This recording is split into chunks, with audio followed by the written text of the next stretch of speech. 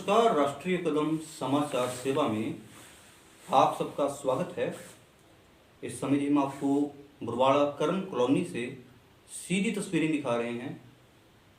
हमारे साथ जुड़ चुके हैं दुर्गा शक्ति संकट मोचन दरबार के संचालक गुरु रुद्रनाथ जी महाराज उर्फ सुखदेव भगत जी।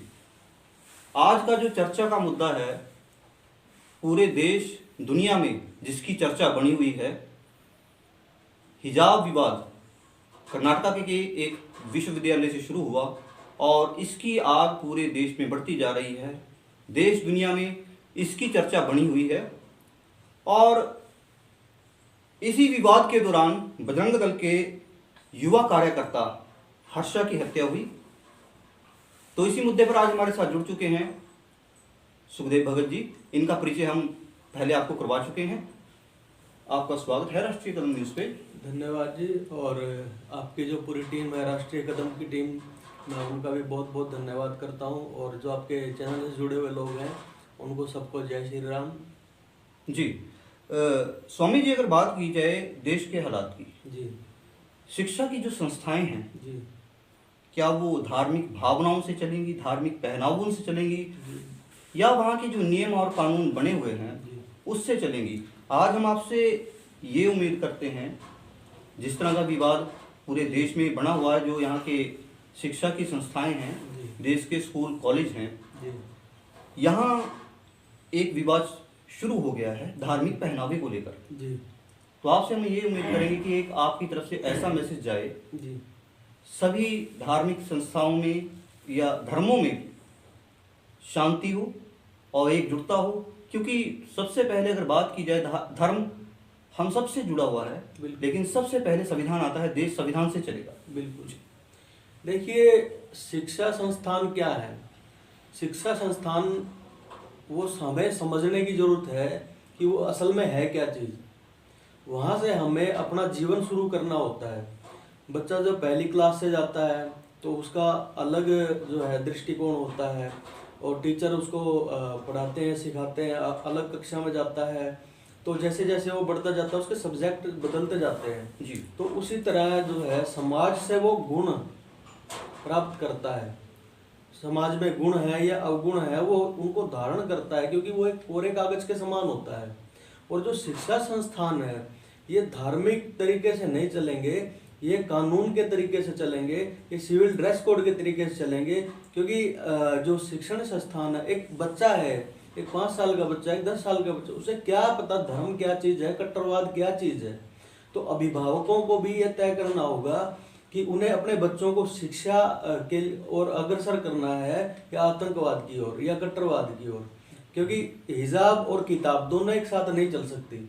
अगर एक तबका ये कहता है कि हमें हिजाब चाहिए तो दूसरा तबके की तो कुछ मांग होगी, वो कहेगी हमें भगवा चाहिए, फिर तीसरा भी खड़ा होगा। तो ये तय करना होगा कि जवाबदेही किसकी हो। जी।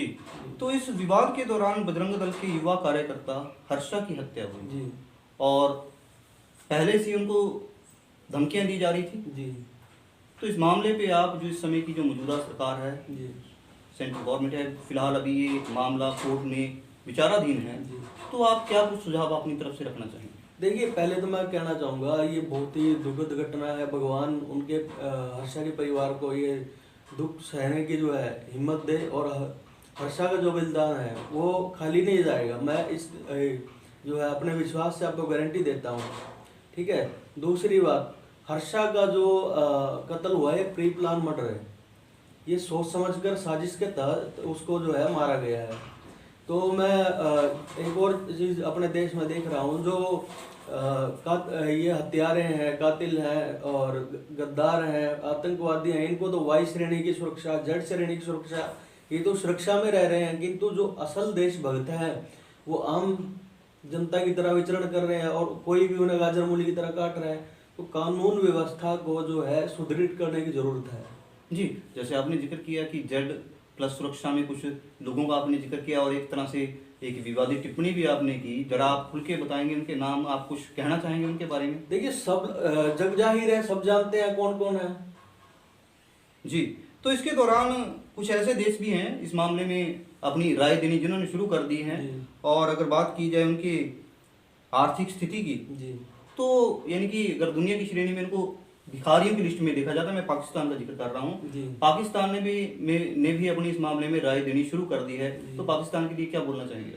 पाकिस्तान जो है ना, सबसे पहले तो अपने गिरेबान में झांक कर देखे, उनसे अपनी अर्थव्यवस्था तो संभल नहीं रही, उनसे जो है अपने नागरिकों के लिए एक वक्त का जो है रोटी का प्रबंध नहीं हो रहा, और वो चला है ज्ञान बांटने, जबकि उनका खुद का दिमाग खाली है। उनको यही नहीं पता, उनके प्रधानमंत्री को ये नहीं पता कि कहाँ क्या बोलना है, और उसे प्रधानमंत्री तो छोड़ो, पीएम बनने के लायक भी नहीं है, वो उसे प्रधानमंत्री कैसे बना दिया। मैं तो इस विचार ये बात सोच करके हैरान रह जाता हूँ, ऐसा नालायक प्रधानमंत्री। क्योंकि जब भी कोई मामला, कोई भी विवाद हमारे देश में होता है, सबसे पहले उसमें पाकिस्तान जैसे देश उतरते हैं जी। फायदा उठाने के लिए। जी। तो इसकी जनता आपको देख रही है। आप जो देश में जो विवाद बना हुआ है, क्योंकि अभी तो ये मामला कोर्ट में विचाराधीन है और धारा 144 भी जी। लगाई जा चुकी है। जी। तो कुछ मैसेज आपकी तरफ से हम चाहेंगे कि जिससे देश में शांति समृद्धि बनी रहे। देखिए, सबसे पहले तो आप जिस भी धर्म में हैं, जिस भी आप जाति में हैं, अपने आप पे गर्व करिए, किंतु इसका अर्थ ये नहीं है कि आप एक दूसरे की जाति पर, धर्म पर छींटाकशी करें, ठीक है। और दूसरी बात, संस्कार, वो जो आपके संस्कार है, हमारी संस्कृति है, सनातन जो हमारी सभ्यता, ये जीने का सलीका है कि कैसे सभ्यता से जिया जाए। पहले आपने सुना होगा कि 4 वर्ण होते थे मनुष्य के जीवन में। उसका जो है शिशु, फिर वो जो है बाल्यकाल में आता था, फिर वो यौवन काल में आता था, फिर जो है वो धर्म की ओर अग्रसर होता था। तो परिवार निर्वाह करते हुए वो ईश्वर को प्राप्त करते थे। किंतु आज जो है उस चीज में टाइमिंग जो है मिसमैच हो गई है। और एक चीज और मैं आपको बताना चाहूंगा, पहले हमारी जो माताएं थी, इस चीज में भी ध्यान करें आप। उस समय क्या होता था, जब गर्भ धारण होता था तो माताएं क्या करती थी, गीता का अध्ययन, रामायण का अध्ययन, हमारे धार्मिक ग्रंथों का अध्ययन। तो उससे क्या होता था, संतान जो है गुणकारी पैदा होती थी। और उदाहरण स्वरूप मैं आपको बता देता हूँ, अभिमन्यु ने माँ के पेट से ही बहुत कुछ सीख लिया था।